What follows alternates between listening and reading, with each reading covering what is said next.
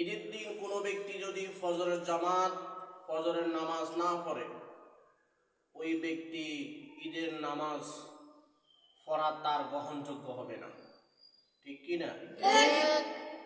শুধু তাই নয়, আল্লাহ পাক রব্বুল আলামিন কোরআন কারীমের ভিতরে বলতেছেন, লা ইয়ানালাল্লাহু লুহুমুহা ওয়ালা দিমাউহা ওয়ালাকিন ইয়ানালুহুত তাকওয়া মিনকুম। সুবহানাল্লাহ। সুবহানাল্লাহ। আমি আল্লাহ তাআলা বান্দার কোনো গোশত খাই না। আমি আল্লাহ তাআলা বান্দা যখন কুরবান দিবে আমি কোনো গোশত খাই না, আমি রক্ত খাই না।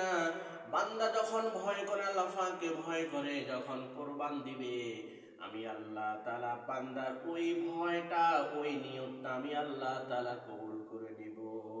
সুবহানাল্লাহ, সুবহানাল্লাহ। শুধু তাই নয়, আল্লাহ রাব্বুল আলামিন বলেন, বান্দা শোনো, ঈদের দিন যখন তুমি নামাজ পড়ার জন্য আসবা, ডান পাশে তাকবীর দিতে আসবা, আল্লাহু আকবার, আল্লাহু আকবার, লা ইলাহা ইল্লাল্লাহ, আল্লাহু আকবার, আল্লাহু আকবার, ওয়ালিল্লাহিল হামদ। কার কথা?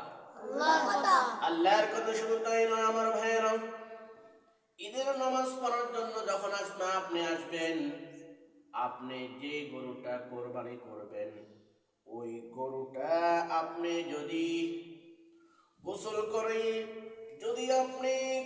করে, সকালবেলা গরুটাকে গোসল করে তারপর মসজিদে আসেন, ঈদগাতে আসেন, রাসূলুল্লাহ বলতেছেন এটাও আপনার জন্য একটা সুন্নত হিসেবে জারি হয়ে গেল। সুবহানাল্লাহ। আমাদের সমাজে অনেক মানুষ আছে যারা সমর্থন আছে, এরপরও কোরবান দেয় না। ঠিক কি না? ঠিক।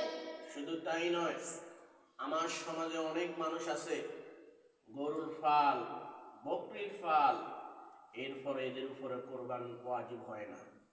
এক শ্রেণীর লোকেরা আছে যারা আলেমদেরকে জিজ্ঞেস করে, হুজুর আমি অনেক টাকা ঋণ, কোরবান দিতে পারবো কিনা? সব কাজ চলে, শুধু কোরবান দিতে এরা পারে না। এরা ইসলামের চূড়ান্ত দুশমন। ঠিক কিনা? ইব্রাহিম আলাইহিস সালামের পুত্রর জায়গায় যদি আপনাকে জবাই করা হতো, আপনার থেকে কি রকম লাগতো? আর আল্লাহ পাক রব্বুল আলামিন আমাদের উপর রহম করেছেন, করুণা করেছেন, দয়া করেছেন। একজন ভিক্ষুক সেও কোরবান দেওয়ার সামর্থ্য রাখে। ঠিক কিনা? একজন রিকশাওয়ালা সে যদি চায় একটা ছাগল দিয়ে সে কোরবানি করতে, একটা ছাগলের মূল্য ৭,০০০ টাকা। আপনাকে যদি হাসপাতালে বেড়ে আপনি শুয়ে থাকেন, ওইখানে যদি ৪০,০০০ টাকা বিল হয়, আপনি গরিব মানুষ, আপনার কোনো টাকা নেই, ১০,০০০ টাকা যদি মাইনাস হয়, ৩০,০০০ টাকা আপনাকে ওই বেডে দিয়ে তারপরে বাড়িতে আসতে হবে। তার আগে আপনাকে হাসপাতাল কোনো রিলিজ করবে না। ঠিক কিনা? কিন্তু আমরা এত বড় নাস্তিক, ইসলামের চূড়ান্ত দুশমন, টাকা থাকলো অভাব, অভাব, অভাব। কোরবানি দেওয়া আপনার জন্য ওয়াজিব। আল্লাহ পাক যদি আপনাকে একটা বিপদ দিত, আপনার কি অবস্থা হতো? হযরত ইব্রাহিম আলাইহিস সালাম শুধু তার যুগে কুরবানটা মানুষের উপরে বিধান হয় নাই, হযরত আদম আলাইহিস সালাম থেকে কুরবানটা বিধান হয়েছে। এই জন্য আল্লাহ পাকের কোরআন বলতেছেন, ওয়ালি কুল্লি উম্মাতিন জাআলনা মানসাকান লিয়াযকুরু ইসমাল্লাহি আলা মা রাযাকাহুম মিন বাহিমাতিল আনআম। সুবহানাল্লাহ, সুবহানাল্লাহ। শুধু বান্দা, শুধু তোমাদের উপরে কুরবানি ওয়াজিব হয় নাই, হযরত আদম আলাইহিস সালাম থেকে সমস্ত মানুষের উপরে কুরবানি তখন থেকে ওয়াজিব হয়েছে। আমাদের এত বড় অভ্যাস, টাকা থাকলেও আমরা কুরবানি দিই না।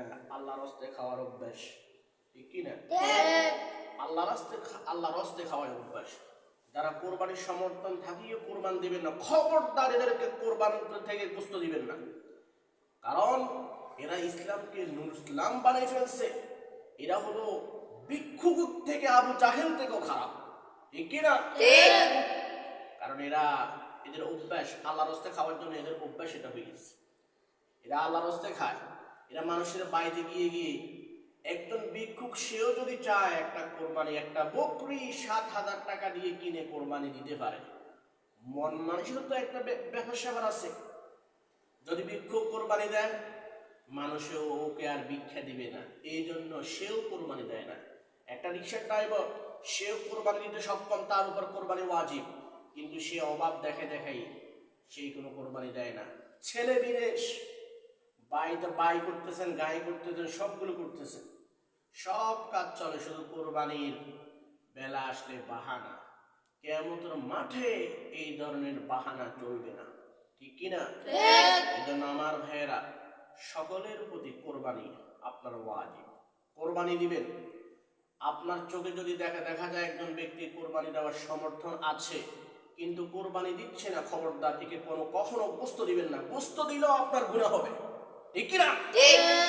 কারণ এরা নাস্তিক, এরা আল্লাহ পাকের সাথে নাফরমানি করতেছে, আল্লাহ পাককে খুশি করার জন্য কোনো কিছু করে না। এই জন্য আল্লাহ পাক রব্বুল আলামিন বলতেছেন, লা ইয়ানালুল্লাহু লুহুমুহা ওয়ালা দিমাউহা ওয়ালাকিন ইয়ানালুহুত তাকওয়া মিনকুম। বান্দা যখন কোরবানি করবে, গোশত দেখে কোরবানি করে না। বান্দা যখন কোরবানি করবে, আমি আল্লাহ তাআলা গোশত খাই না, আমি আল্লাহ তাআলা রক্ত খাই না, আমি শুধু বান্দার তাকওয়া দেখি। বান্দা কিভাবে ভয় করে আমাকে ভয় করে কোরবানি দেয়, আমার নামের উপরে কোরবানি দেয়। বান্দা কিভাবে আমাকে স্বীকার করে, এটা আমি আল্লাহ তাআলা বান্দার কলব থেকে যখন আমি জানতে পারি, তখন আমি আল্লাহ তাআলা কুরবানের উসুল্লাহ, আমি হযরত ইব্রাহিম আলাইহিস সালাতু ওয়াস সালামের কোরবানিও আমিও তার সাথে কবুল করে নিব। সুবহানাল্লাহ, সুবহানাল্লাহ। এই জন্য যখন আমার ভাইয়েরা ঈদের মাঠে আসবেন, যারা কোরবানি দিচ্ছেন, খালি পেটে আসবেন।